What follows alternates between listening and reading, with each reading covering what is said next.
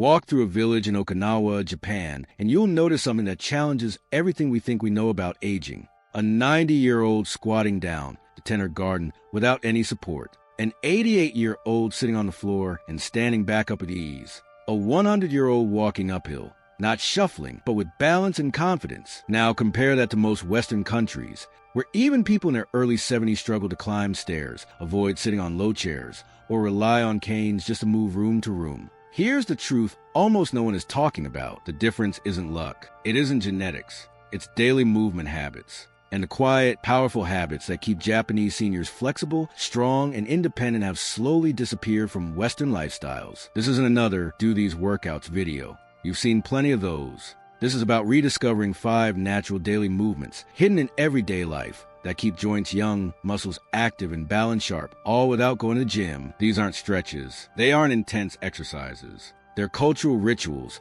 deeply built into how Japanese elders sit, stand, walk, rest, and move through their homes. And science is finally revealing why they work better than most senior fitness programs. In the next few minutes, you'll discover what these movements are, and more importantly, why they feel effortless, natural, and even enjoyable. Habit number 1, morning ritual. Wake up in the United States. And what's the first thing most older adults feel? Stiffness, tight shoulders, aching lower back, joints that hesitate to move. The common belief? I'm just getting old. So what do most people do? They shuffle to the kitchen, pour coffee, sit down, and wait for the body to wake up. But here's the truth. Your body isn't waking up. It's shutting down. Every morning without intentional movement, your joint fluid thickens, your muscles stay disengaged, and your nervous system remains half asleep. That stiffness you feel, it doesn't fade with time. It compounds. Day after day, year after year, movement becomes harder, not because of age, but because of repetition of stillness. Now imagine walking through a neighborhood in Japan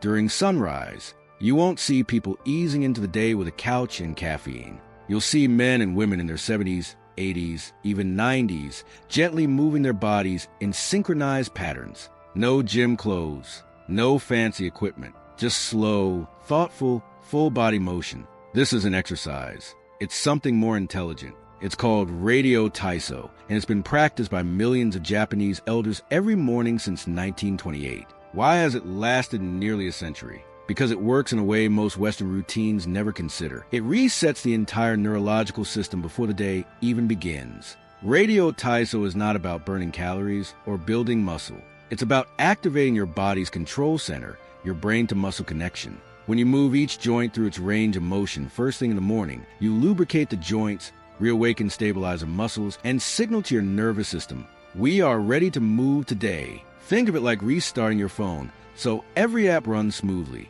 Only in this case, the apps are your hips, shoulders, spine, balance sensors, and coordination circuits. A study from Tokyo Metropolitan University found that seniors who practice morning joint movement reported 37% less stiffness throughout the day, even into their late 80s and 90s. That's not a small difference. That's the difference between waking up groaning and waking up ready. And here's the best part. You don't need to follow a Japanese broadcast or join a park group. You don't even need workout clothes. You could do a simplified version in your pajama pants, barefoot, right in your living room. Just a few minutes of gently rolling your shoulders, circling your hips, bending and reaching and rotating your spine. No pain, no strain, just communication, body and brain reconnecting. Within 5 minutes, you'll feel a shift. Your breath deepens. Your posture rises. Your joints loosen.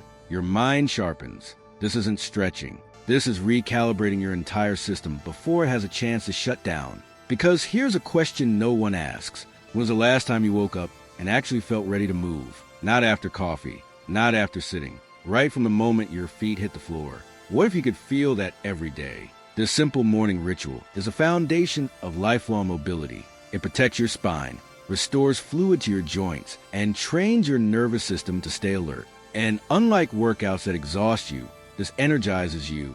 It tells your body, it's time to live, not just survive. And this is just the beginning, because the next habit doesn't just wake your body up, it protects your dignity. Habit number 2, floor transition. Let's get uncomfortably honest for a moment. If you slipped and fell right now, could you get up from the floor without using your hands? Most older adults in Western countries can't. But here's the surprising part. it's not because they're weak. It's because modern life has quietly erased the single most important daily movement that keeps the body strong, coordinated, and resilient, getting up and down from the floor. In many places, especially in the U.S., everything is designed for convenience. Chairs with armrests, high beds, elevated toilets, recliners. We've engineered every physical challenge out of our daily routine. But in doing so, we've also removed a natural movement that trains our glutes, hips, core, quads, and stabilizer muscles, the same muscles that prevent falls and allow us to recover when life gets unpredictable. Now contrast this with Japan. They don't stay mobile and independent into their 80s and 90s because of perfect genetics. They stay mobile because their environment requires it. They sit on the floor. They use low tables. They sleep on futons. Tea ceremonies, meals, conversations. Daily life involves dozens of floor-to-standing transitions every single day. Not reps in a gym, movements in life. And that changes everything. Because rising from the floor isn't just muscle strength. It's a neurological sequence. When you move from the ground to standing, your brain fires off a coordinated chain of muscle activations. Glutes engage, core stabilizes, hips extend, knees drive, ankles balance. It's a full-body symphony. This movement trains your fall recovery reflex better than any machine in any gym ever could. Here's the part almost nobody talks about. The ability to get up on the floor without using your hands is one of the strongest predictors of long-term independence, survival, and dignity. A 2012 Brazilian study followed adults over 6 years and found something stunning. Those who could rise from the floor without using hands had an 83% lower mortality rate. Not because the movement itself prevents death, but because it reflects how well your body and brain can respond to stress, balance challenges, and unexpected events. It's a window into your future mobility. But in the West, we have unintentionally trained the opposite. We live in chairs, step into high cars, lean on countertops to stand up. We avoid the exact movements that preserve freedom. And eventually, the body forgets how to move itself on the ground. Until one day, the floor becomes frightening. Not because of injury, but because we stop practicing. Floor transitions are not just a mobility drill. They are a dignity practice. Because losing the ability to stand up without help is often the moment people lose confidence and eventually independence. Here's the empowering truth. You can rebuild this ability at any age. You don't need fancy equipment or a gym. You just need to reintroduce the floor back into your life. Start seated on the edge of a couch. Lower yourself halfway. Use one hand if needed. Over time, transition with less support. Practice getting up from one knee. Move slowly. Breathe. Let your body relearn what it once did naturally. Each repetition trains not just strength, but courage. Each transition tells your nervous system, I can handle this. And that confidence changes everything. Because here's the question that matters most. When was the last time you got down the floor just to prove to yourself that you still could? Habit number 3, walking. This one is non-negotiable. Walking is one of the most powerful full-body movements for seniors because it keeps your heart strong, improves circulation, maintains muscle tone, supports joint health, and even sharpens your brain. It's not just exercise, it's medicine. Studies show that just 20 to 30 minutes of walking a day can lower the risk of heart disease, stroke, memory loss, high blood pressure, diabetes, and even depression. Walking improves digestion, boosts energy levels, strengthens bones, and helps maintain a healthy weight without stressing the joints like running or jumping exercises. It's low impact, natural, and something the human body was designed to do every single day. But here's the key. It's not just about walking. It's about how you walk. Most seniors start shuffling, leaning forward, or taking tiny steps as they age. And that's exactly what leads to stiffness, muscle imbalances, back pain, and balance issues.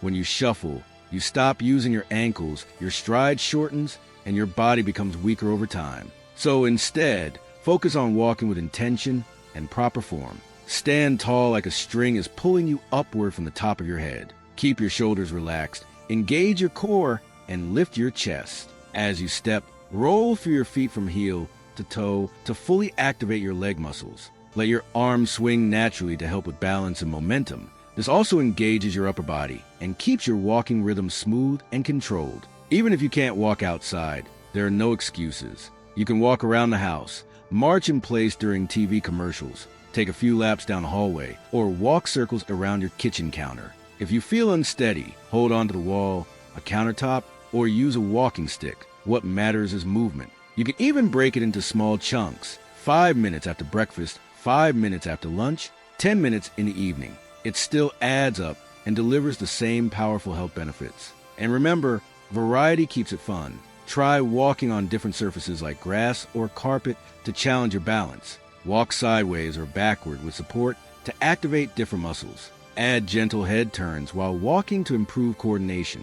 Turn on your favorite music and move to the rhythm. Just don't stop moving. Stopping is what speeds up aging. Walking with good posture, good mechanics, and consistency is what keeps you strong, steady, and independent for life. Habit number 4, hip mobility. This makes walking even more effective. Your hips are the power center of your body. They control balance, posture, stride length, and overall movement. Every time you stand up, take a step, bend over, or climb stairs, your hips are in charge. But as we age, hours of sitting limited movement, and weak muscles cause the hips to tighten and lose flexibility. When that happens, the body starts to compensate in unhealthy ways. Tight hips pull on the lower back, putting stress on the spine. They force the knees to do extra work, leading to joint pain. They shorten your stride, making you shuffle instead of walk with confidence. Eventually, hip stiffness becomes one of the biggest reasons seniors lose mobility and independence. But here's the good news. Just a few simple daily hip movements can completely change how your body feels.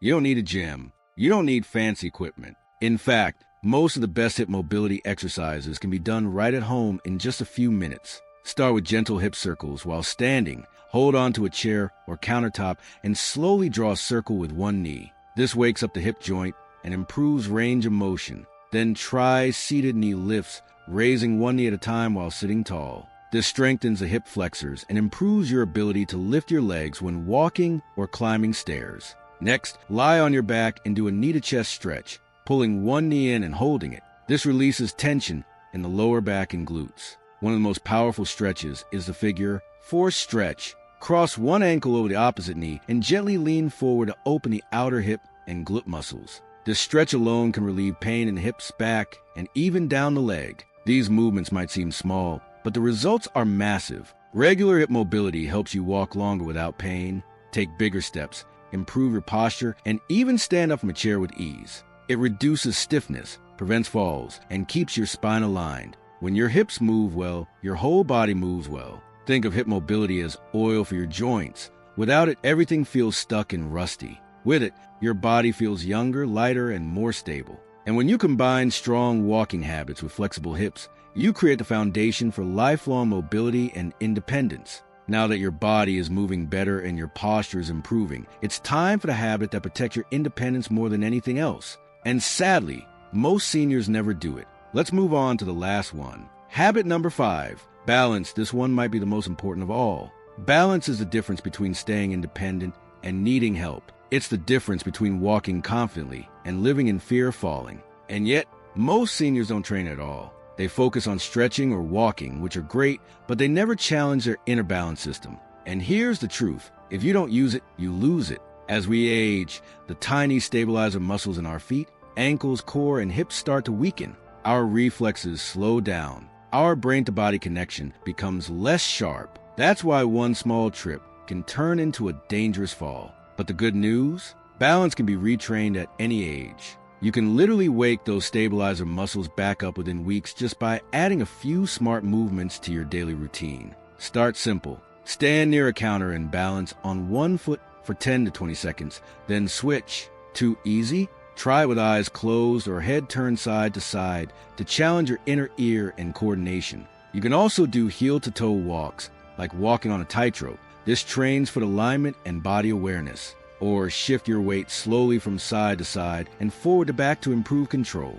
These movements look small, but they reprogram your nervous system, improve reaction time, and help your body correct itself when you stumble. And here's the aha moment. Balance isn't just a physical skill, it's a confidence skill. The more stable you feel on your feet, the more willing you are to stay active, go outside, socialize, travel, and live fully. When balance improves, fear disappears. Now let's connect all 5 habits in a real-life, practical way, because this isn't just theory. Picture this. You start your day with a morning mobility ritual to wake up your joints. You sit on the floor and stand up with ease because of your floor transitions. You go for a walk with tall posture and strong steps, supported by your hip mobility. And when you reach for something on a high shelf or step off a curb, Your body stays steady because you've trained your balance. That's not senior exercise. That's youth in motion. That's what keeps Japanese elders independent well into their 90s. And that's what can keep you strong, mobile, and unstoppable without a gym and without pain, just by living the way the body was designed to move. Because the goal isn't to live longer, it's to live better, to stay independent, to stay confident, to stay you. And these 5 habits are how you do it. If this message inspired you, share it with someone you care about, someone who still deserves to move with strength, confidence, and freedom. If this spoke to your heart, I'd truly love to know. What's your name? How young are you? And where in the world are you watching from? And if you want to keep discovering simple, powerful habits to stay mobile, strong, and independent as you age, consider subscribing. There's so much more I'm excited to share with you. Your journey isn't slowing down. In fact, it may be just beginning.